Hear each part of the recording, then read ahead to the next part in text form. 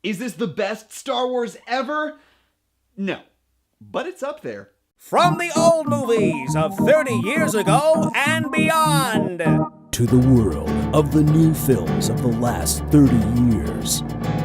to the movies that are now playing, this is Old, New, and Now Playing. And now, here's your host, Will Robinson Smith. Hello and welcome to Old, New, and Now Playing, your time machine through the world of movies. I'm your host, Will Robinson Smith, and it is so good to be talking movies with you again. It's been honestly far too long, and don't worry, we're going to be ramping up these reviews coming in the new year, but more on that a little bit later. For now, let's get into a movie that I know I've been really pumped for. I'm sure a lot of you have been super jazzed to finally see. Let's get straight into the discussion. This is your feature presentation. So Rogue One: A Star Wars Story is the first film in the Star Wars pantheon to deviate from the chronologic episodes that we've all come to know and love. So Rey, Finn, BB-8, all those guys, yeah, you'll have to wait till 2017 to see the next chapter in that story. Also, just as a heads up and so you don't freak out, there's actually no opening crawl to this movie, and I know it feels weird, but Lucasfilm head Kathleen Kennedy actually talked with Variety about this, and she said, "We felt that's so indicative of what those saga films are. Initially, we will probably begin the film in a way that is traditional, with just the title." And if you're not constantly following Star Wars news, if you didn't already know, this is the first in a series of anthology movies that will be coming out every other year with the episodes. So this year we get Rogue One, next year we'll be getting Episode 8. The year after that, we'll have a young Han Solo movie with Alden Ehrenreich as our new scruffy-looking nerf herder, and Donald Glover as the smooth-talking Lando Calrissian. For those who don't know, Rogue One takes place in between episodes 3 and 4, mostly right before the events of the original Star Wars begin. In a nutshell, this movie takes this bit of the opening crawl from A New Hope and makes it into its own movie. We focus on a band of rebels that we haven't met before, headlined by Jyn Erso, played by Felicity Jones. They learn that the Death Star is going to perform a test of its main weapon, which was designed largely by Jyn's father, Galen Erso, played by Mads Mikkelsen. The crew then embarks on a harrowing mission to steal the Death Star plans. The movie also includes stars Diego Luna, Alan Tudyk, Donnie Yen, Riz Ahmed, Forrest Whitaker, and Ben Mendelsohn. Like I said, I was pretty pumped for this movie going into it because the buzz was good coming out of the premiere, the early reviews were really good, and guys, it's awesome. True to the promise of the marketing, this does genuinely feel more like a grounded war film. Our main protagonist, Jyn Erso, is a great character. She's just an ordinary person whose parentage leads her to an extraordinary adventure and brings out her true potential.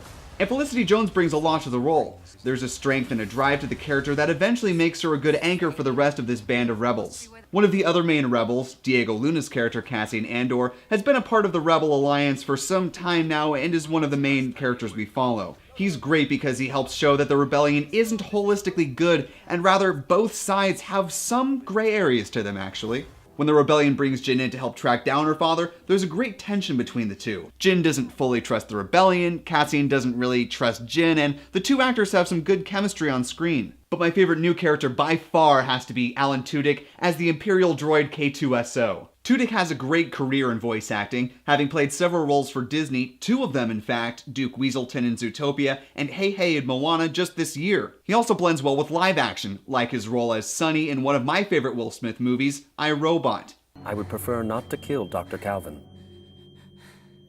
They do a great job of peppering in his dry humor at just the right moments, and his interactions with Jyn and Cassian are some of the best parts of the movie. Would you like to know the probability of her using it against you? It's high. Let's get going. It's very high. Plus, having him in a motion capture suit on set really helped ground that character in those moments. And speaking of feeling grounded, that was another one of the big highlights of the movie. Because of the way director Gareth Edwards shot the movie and choreographed the action, working with Zero Dark 30 cinematographer Greg Fraser, the multiple ground-level battle scenes had some real grit to them, and was a flavor that we really haven't seen in Star Wars before. Plus, having actors like Donnie Yen who could do their own stunts was pretty great.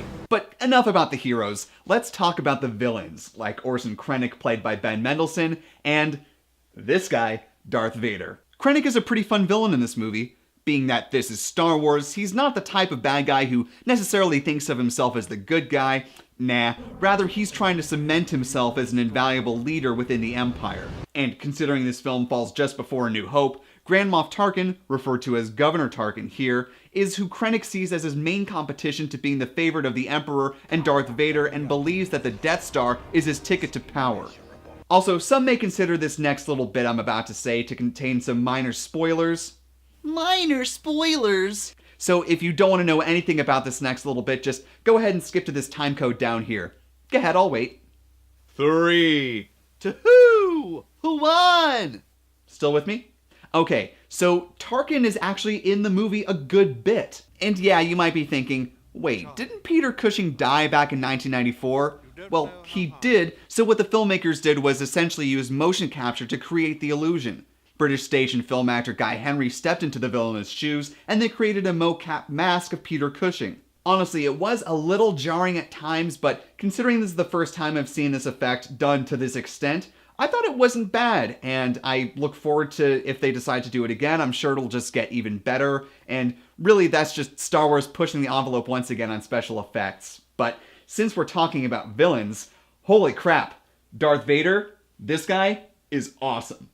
I'm not going to go into spoilers on this, only to say that I felt he was used just the right amount and at just the right times. Overall, for their first crack at an anthology film, I thought they really knocked it out of the park. There were some characters I wish we could have spent more time with, and they did leave out some awesome shots from the trailers like this one. Looked so cool though. But this was a grounded war film set in the Star Wars universe, and I loved it. We got some new planets, some really fun Easter eggs, and one of the best third acts I've seen in a while. I immediately wanted to get another ticket just so I could watch the ending again. I give Rogue One: A Star Wars Story a 9 out of 10. So those are my thoughts on Rogue One: A Star Wars Story. When you've had a chance to see the movie, I want to hear all about what you thought of the film, and also, what's one anthology movie that you'd like to see? It appears that we're going to have Star Wars movies until the end of time, so take your pick. What's something that you want to see explored more deeply, or just a new part of the Star Wars universe you want to dive into? Leave your thoughts in the comment section below. And also, if you want to dive more deeply into the Star Wars universe outside of the films, there's a lot of great novels that have come out in the last couple of years, and the one that gives the most backstory into this film is called Catalyst. It goes into the backstory of Jin's father, Galen Erso, and how he got tied up with Krennic and helped to build the Death Star. It's by New York Times bestselling author James Luceno, who wrote a few other Star Wars novels as well. I was hoping to get this and read it before seeing Rogue One, but life happened, it just didn't work out that way. But I am really enjoying the novel and am looking forward to reading it and finishing it. And, if you want to read Star Wars, then I think this is a good one to pick up. Also, Bloodline by Claudia Gray is another great one. But again, you don't have to read the novels to appreciate the films. They just add another extra dimension to the Star Wars universe. And guys, this is going to be my final review for the year, but don't worry, we're going to start ramping things up in 2017. And starting in the first week, we'll kick off a 2-review-a-week system. And we're going to start things with a couple of films that take a look at race in a couple of different ways. Our old movie will be the 1967 crime classic In the Heat of the Night, starring Sidney Poitier and Rod Steiger. Then we'll go to a very topical film, Hidden Figures. It's the story of 3 African-American women who were pivotal in launching astronaut John Glenn into orbit. The movie stars Taraji P. Henson, Octavia Spencer, and Janelle Monáe. And that will do it for this episode of Old, New, and Now Playing. You can follow me on Twitter at W_Robinson_Smith. I'm on Instagram at W_Robinson_Smith. And please subscribe to this channel so you can stay up to date on all of the good content that's going to be coming out very, very soon. Thank you as always for watching, and I will see you in 2017.